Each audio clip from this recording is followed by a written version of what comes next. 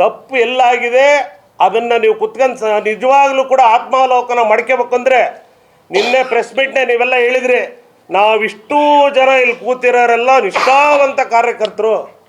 ಇನ್ನುಳಿದವ್ರು ಯಾರು ಸ್ವಾಮಿ ಹಂಗಾರೆ ಜಿಲ್ಲೆ ಒಳಗಿರೋರು? ನಾವು ಯಾರು ಕಾರ್ಯಕರ್ತರು ಅಲ್ಲೇ ಅಲ್ಲ, ಅವರಷ್ಟೇ ಕಾರ್ಯಕರ್ತರು.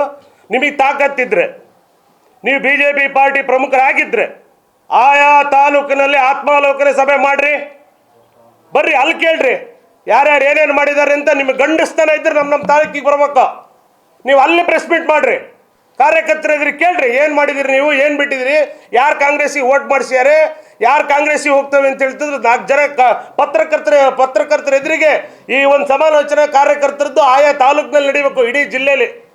ಆವಾಗಲೇ ಒಪ್ತೇವೆ. ತಾಲೂಕಿನಲ್ಲಿ ಓಟ್ ಹಾಕಿದ್ರಲ್ಲ ಜನಸಭೆ, ಹೆಂಗೆ ಓಟ್ ಹಾಕಿದ್ರು?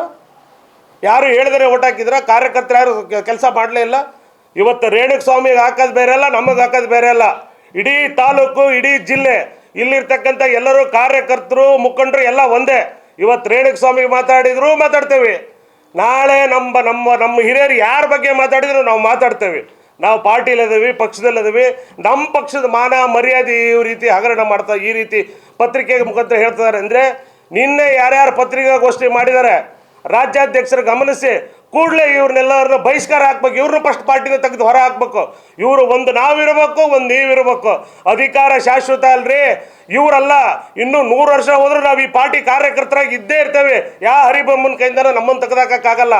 ನಾಳೆ ಇವರು ಮಾಜಿ ಅಧ್ಯಕ್ಷರು, ಮಾಜಿ ಶಾಸಕರು ಇವರೆಲ್ಲ ಹೋಗ್ತಾರೆ, ಕಾರ್ಯಕರ್ತರು ಸಾಯೋವರೆಗೂ ಇರ್ತೇವೆ ನಾವು. ನೀವು ಬಾಯಿಗೆ ಬಂದಂತೆ ನಾಲಿಗೆ ಹರಿಬಿಡೋದನ್ನ ಫಸ್ಟ್ ಬಿಡ್ರಿ.